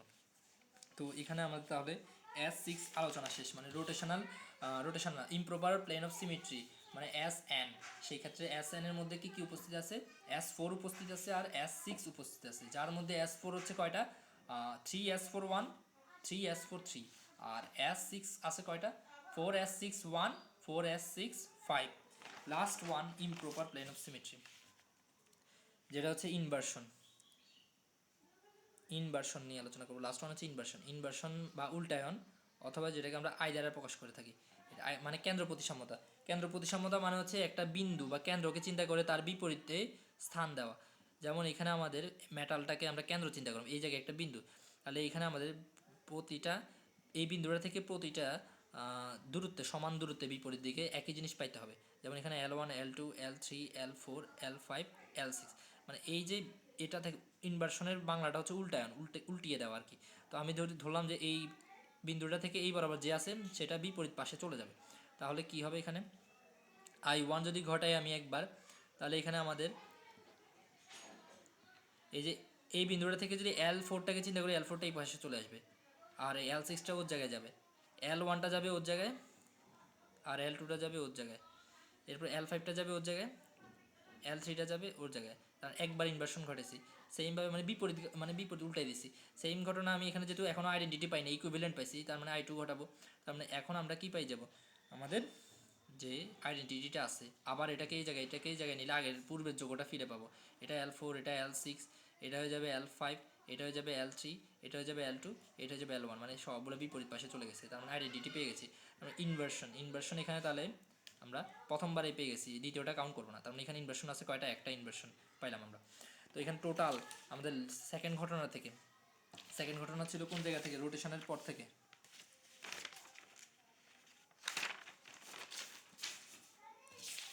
এই জায়গা থেকে, প্লেন অফ সিমেট্রি থেকে। প্লেন অফ সিমেট্রির মধ্যে আমরা এখানে সিগমা ডি পাইছিলাম 6টা, তার মানে আমি এটাতে লিখি সিগমা ডি পাইছি হচ্ছে আমি 6টা টোটাল। এরপরে হচ্ছে সিগমা এইচ পাইছিলাম 3টা সিগমা এইচ। এরপরে হচ্ছে এসএন আলোচনা করছি মাত্র, এসএন এর মধ্যে পাইছি 3s41, 3s43। এরপরে S6 এর মধ্যে পাইছি হচ্ছে 4s61, 4s65, আর লাস্ট পর্যন্ত আমরা ইনভার্সনটা পাইলাম। এর আগের আলোচনায় আমি পাইছিলাম এখানে এগুলা যেগুলো রোটেশন নিয়ে, সেখানে পাইছিলাম 24টা, বলছিলাম বাকি 24টা মিলাইতে হবে। এখন বাকি 24টা মিলে কিনা দেখি। এখানে 6টা, 3টা, 9টা, 12টা, 15টা, 19টা, 20টা, আর এখানে 4টা, 24টা। তাহলে এখানে 24টা, এখানে 24টা, টোটাল সবগুলোকে যদি লিখি 48টা পাইলাম। তার মানে এটা আমাদের অক্টাহেড্রাল প্লেন অফ সিমেট্রি আলোচনা শেষ। এগুলোকে আমি একসাথে যদি দেখি, এখানে এইভাবে করে আছে। এই উপরে রোটেশনালগুলো ছিল, যেখানে C41, C42, C43, মোট কথা C4 এর মধ্যে ছিল 8টা, আর C312 এর মধ্যে টোটাল ছিল 8টা, আর C2 ছিল 6টা। তো এখানে 8 দুগুণে 16 আর 6 হচ্ছে কত আমাদের 22, আর এখানে একটা 23 নাকি, এখানে ভুল হয়েছে, 6 7 না, এখানে 9টা হবে, 9C4 ছিল 9টা, 9 আর 1 10টা, আর এখানে 18টা, আর এখানে 6টা, 24টা। টোটাল উপরে পাইছি 24টা, আর নিচে পাইছি মাত্র বলছি এখানে গুনলে 24টা, টোটাল 48টা অক্টাহেড্রাল প্লেন অফ সিমেট্রি। তো বেসিকটা আলোচনা শেষ আমার, যে SF6 এর জন্য পরীক্ষায় প্রশ্নটা আসলে কীভাবে লিখব। পরীক্ষায় প্রশ্ন আসলে হচ্ছে SF6 অণুর বিন্দু গ্রুপ নির্ণয় করো।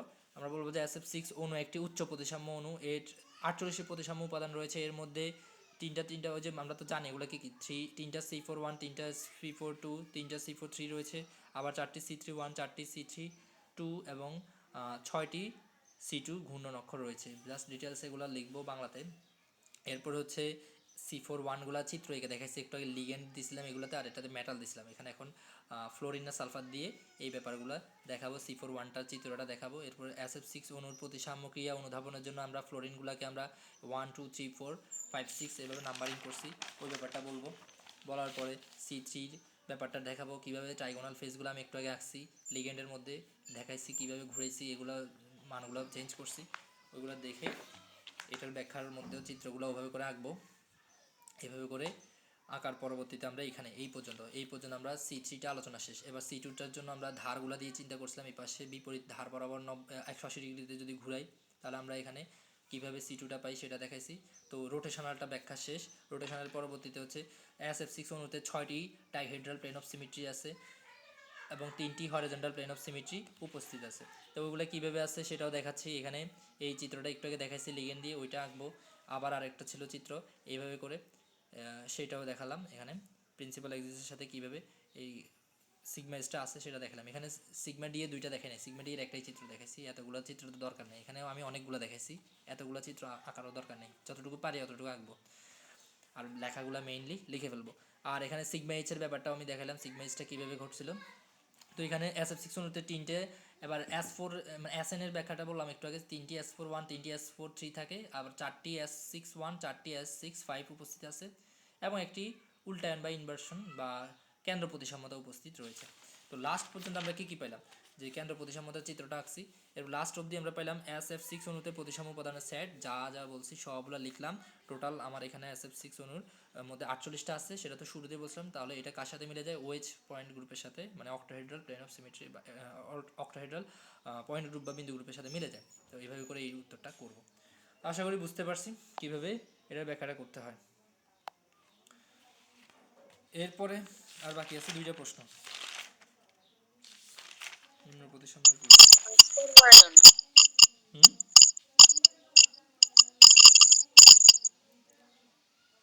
আজকে আর আলোচনা করতাম নাকি নেক্সট ক্লাসে? আজকে করাই হবে। আজকে অনেকটাই হয়ে গেছে। তো সেই ক্ষেত্রে তাহলে এই পর্যন্ত আলোচনার মধ্যে বুঝতে অসুবিধা আছে কিনা? আজকে মেইনলি SF6 নিয়ে আলোচনা করতে চাইছি, ওইটাই আলোচনা করলাম। এটা একটু জটিল ছিল, তো পরীক্ষা আসেও দেখলাম। এটা আমাদের গত মানে 2022 সালের আগের বার আসছে, তার মানে আমাদের আসতে পারে। তো সেই ক্ষেত্রে যেভাবে বললাম এইভাবে আশা করি লিখবা। তো এইটুকু বুঝতে অসুবিধা হলে বলতে পারো।